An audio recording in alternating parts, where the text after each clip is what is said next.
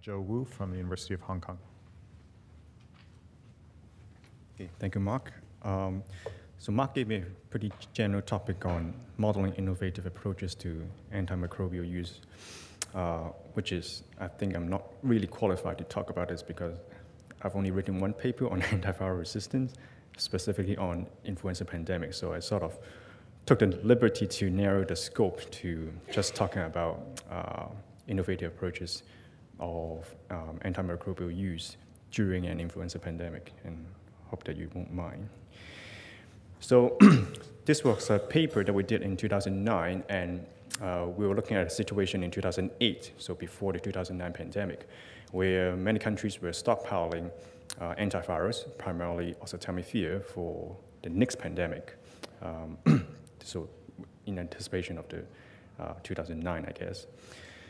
For example, in the States, in the UK and Canada, there were enough antivirals to treat at least 20% of the population. So pretty massive use of antivirals in an anticipated pandemic. But the risk is that if the wild-type pandemic strain, even if it's antivirus sensitive, such a massive use of antivirus during this very short period of time of the first wave may give rise to an antiviral-resistant strain that is that has no fitness cost, because in 2006 to 2008, we observed the rapid dominance of the oseltamivir-resistant seasonal H1 strain. Before that, people were thinking that, well, if resistance emerged, it would likely not to spread so quickly because likely it would have some fitness cost. But the emergence and dominance of the oseltamivir-resistant seasonal H1 strain changed dramatically that perspective. So what's the big deal? If there's global spread of antiviral resistance, then obviously the stockpile will be much less effective in terms of we'll have more infections. The severe cases will have worse prognosis because there are fewer treatment options for these people. And in addition, tons of millions of dollars wasted because these stockpiles already exist in 2008. So if these drugs became not effective against a pandemic strain, then it means that the money invested in those stockpiles were wasted. Unfortunately, the probability and magnitude of this threat is very, very unpredictable. Pandemic itself is unpredictable, and we're talking about the emergence and spread of anti-resistance against this pandemic strain. So in this work, we asked whether there's any way to hedge, basically to buy an insurance against these stockpile becoming ineffective because of the emergence and spread of antiviral resistance, and what is the cost? So in retrospect, there were several modeling studies looking at the same problem. The first one from the Australian group. The second one, I think, is a US group and ourselves in the third paper. So in retrospect, all three of them were looking at very, very similar working principle that their strategies were based on. And I'm going to talk about, of course, the paper that we wrote. So let's start off with a model. So these are the basics. So R0 we assumed to be 1.8. That was the favorite number used in 2008. We assumed 2/3 of the infected people would be symptomatic, and assumed that amongst those symptomatic, 40% of those would be treated with antivirals, which could reduce the infectiousness by 2/3. Now, disclaimer, this is not a realistic assumption for treatment of influenza, because likely treatment will not start until 1 or 2 days after infection, but many infections could occur before the onset of symptoms. So the assumption that we can treat 40% of symptomatic people and reducing the infectiousness of each of them by 2/3 was not very realistic in terms of practice. But in this paper, we're trying to just find a simple mechanism to generate selective pressure on wild type. And the working principle of our strategy would remain effective even if the selective pressure on the wild type is generated by some other mechanism, for example, some sort of large-scale antiviral prophylaxis. Okay? So again, this is just a way that we generate selective pressure. I mean, we're not saying that this will be the most likely scenario in a pandemic. So in this, under these particular assumptions, the effective reproductive number at time 0 under antiviral intervention will be 1.46 for the wild type, 1.8 for the resistant strain. We use a stochastic compartmental model. Before I talk about the model and the results, need to introduce some definitions. So attack rate, by that we mean the proportion of people infected. By resistant attack rate, we mean the proportion of people infected with the resistant strain. The probability of emergence of resistance is the probability that if a wild type case is treated with antiviral, the antiviral resistance would emerge via some mechanism. So resistance is generated by treatment in this model. The stockpile coverage means the number of treatment courses per capita. So for example, as I mentioned, back in 2008, the states had about 20%. The stockpile coverage in the states was about 20%. In the base case, we first look at a closed population, seeded with some wild type cases, and then large-scale intervention was implemented immediately after seeding. And the first few important observations that we got was, first, stochasticity is likely to be important because it makes a big difference whether antiviral resistance emerged early or late during the first wave. So for example, let's look at here, x-axis is the probability of emergence of resistance. If it's 1 in 1,000, then the resistant attack rate could range from 0 to some 30–40%, depending on at which state of the first wave emergence of resistance happened. So as you would expect, if it emerges very early during the first wave, in the case here, so the red shaded area corresponds to the incidence of resistance, basically resistance dominance throughout the first wave after emergence. But if it emerges late, then of course it would not be as big a problem. So using a deterministic model would likely sort of twist it, the expected outcome. Now, having said that,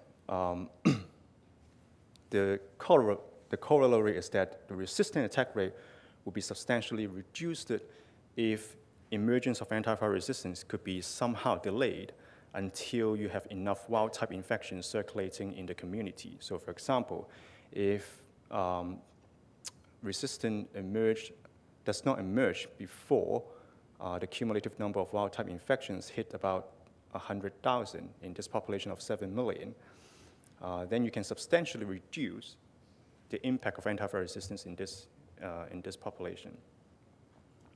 So how do you do that?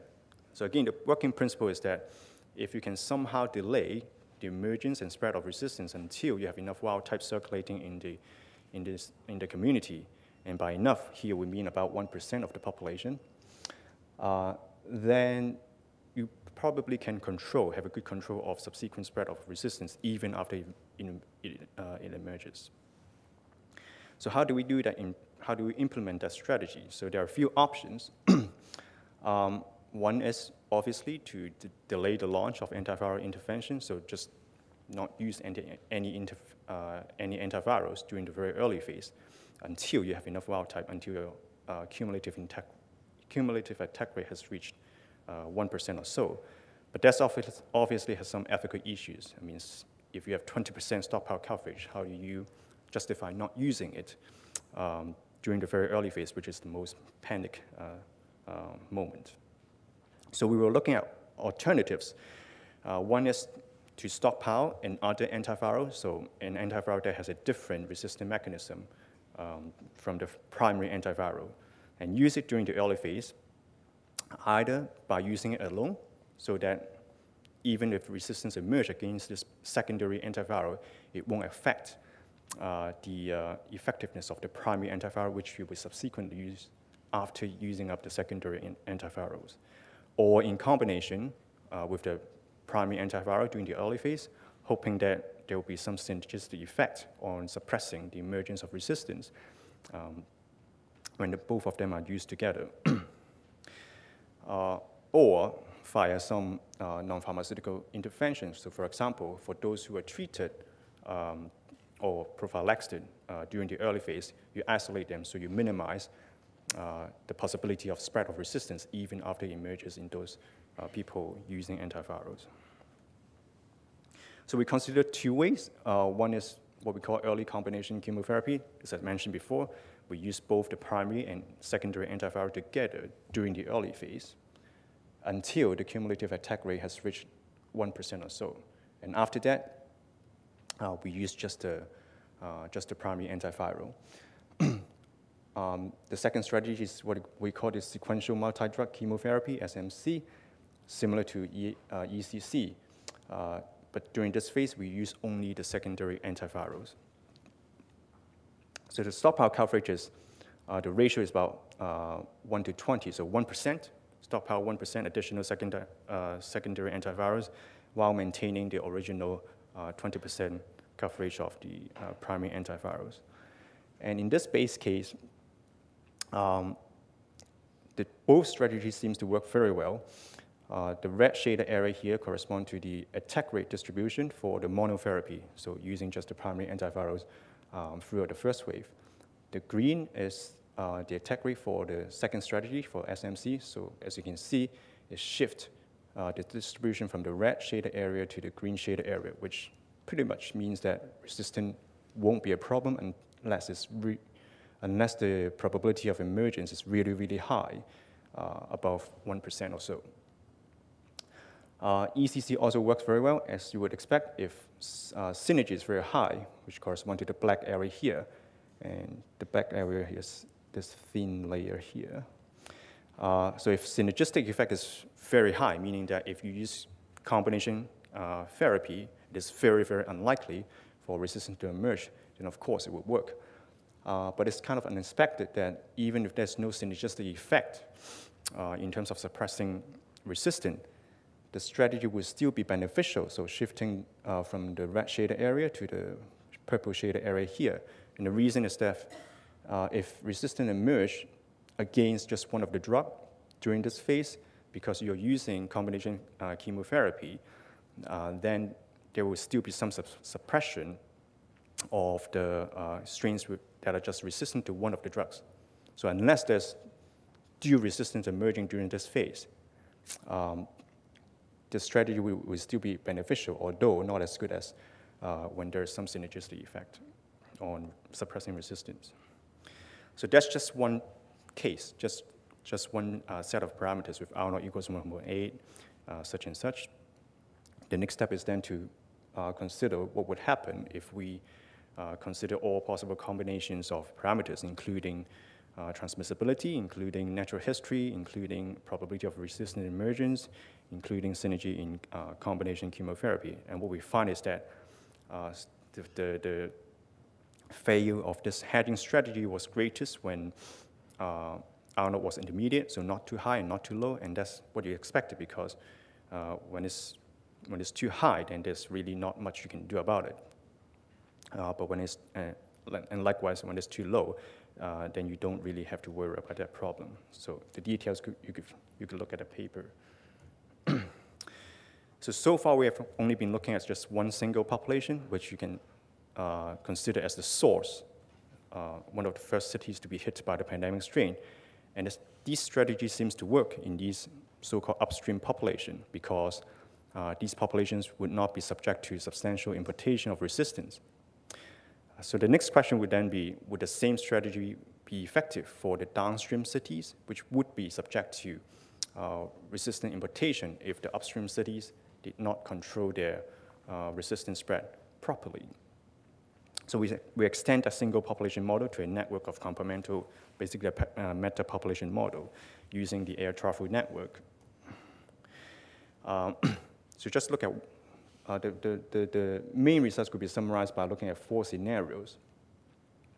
So scenario A here is when about a quarter of the cities considered in the network are using monotherapy. And as you expect, the result of all the cities using the monotherapy will be quite similar to a single city, so the base case, when only monotherapy was used. So here, in this simulation, we assume that Hong Kong was the source, and we look at 4 downstream cities, London, New York, Geneva. Now, we're not saying that this would be the likely pattern of global spread, but just basically extending the base case single population model to a network model and see what happens. So this is what will happen. We expect to be, if the cities using antiviral intervention use monotherapy only. What is shown here is the histogram. X-axis is the resistant attack rate, y-axis is the attack rate. The color corresponds to the shape of the histogram. So it's just a relative scale, black meaning the peak, and white meaning no, 0 probability. So in scenario B, we assume that all 28 cities using antiviral intervention were using our hedging strategy. So in this particular case, the SMC, the sequential multi-drug strategy. And as you can see here, this histogram, the frequency distribution shift from this band to just a single point here for all those cities, meaning that if all of them use this strategy, it will be effective for all of them. In scenario C, we assume that only half of those cities doing antiviral intervention use SMC, and the other use monotherapy. And in particular, the source, Hong Kong, was using the hedging strategy, so using SMC. The numbers here, A, B, A correspond to the stockpile coverage used during the first wave, so 14% for A and 1% for B. So if you see 0 here, for example, for London, it means that this city is not using the hedging strategy. So what's happening here is that Hong Kong, as the source, using the hedging strategy, will control the spread of resistance quite well, just like the scenario B here. But even for London, that is not using the hedging strategy, is still benefiting from the upstream city using the hedging strategy, okay, because imputation of resistance was lowered. Scenario D is the same as scenario C, except that Hong Kong, the source, was not using the hedging strategies and was not controlling resistance well. And because it didn't do well, all the downstream cities didn't do well, including those who actually did use the hedging strategies. So New York here, for example, was using the hedging strategies, but the outcome wasn't too different from scenario A. So this is just one specific scenario, so 28 out of 105 cities doing antiviral intervention. So we want to test the robustness of the conclusions from that by basically testing all possible scenarios. So varying the number of varying the number of populations doing antiviral intervention, varying the proportion of those populations that implements the hedging strategies. And basically what we find is that whatever we do, the observations here, obtained here, basically applies to all possible scenarios. So the take-home message is that it's plausible that adding a small amount of secondary antiviral to the stockpile and using it as ECC or SMC during the early phase of the first wave would be very effective in reducing the spread of antiviral resistance. In order for this strategy to work, the upstream cities in the global network has to do it. Otherwise, the downstream cities will still suffer from the risk of substantial spread of resistance, even though they implement the same strategies. Now, the next set of questions for antiviral resistance control for influenza pandemic is that in all these, so in this first wave, we assume that at time 0, at the start of the pandemic, the wild type was sensitive, so meaning that antiviral resistance was not circulating at the beginning of the pandemic in the absence of antiviral selective pressure. But what do we do in subsequent waves when antiviral resistance may already be circulating? And here we are looking at, so I'm currently looking at these situations, and probably it would require the following building block, including, again, looking at some form of use of multiple drugs in the form of targeted random allocation or some sort of cycling. As we have better and better technology, probably point-of-care rapid antiviral resistance testing to guide antiviral use would be a potentially useful strategy, but it would depend on what's the sensitivity, what's the specificity, what's the cost, what's the turnaround times, and all those logistical constraints of the antiviral resistance testing. Again, isolation, so some MPI, some non-pharmaceutical interventions may be helpful. So isolating those cases who are undergoing antiviral prophylaxis or treatment may be useful. And obviously, in order to come up with good strategies, we probably also need good surveillance data, and in particular, monitoring the proportion of incidents in real time that are antiviral resistance, and also inferring the fitness cost of antiviral resistance if it is spreading in the community under the antiviral intervention. So I have a poster talking about this last element, basically estimating the fitness cost of the antiviral resistance strain from surveillance data, surveillance data in the form of the daily number of lab-confirmed cases, and also the proportion of resistant found in viral isolates. So I'll be happy to talk about it. I'll be standing by my poster. Thank you.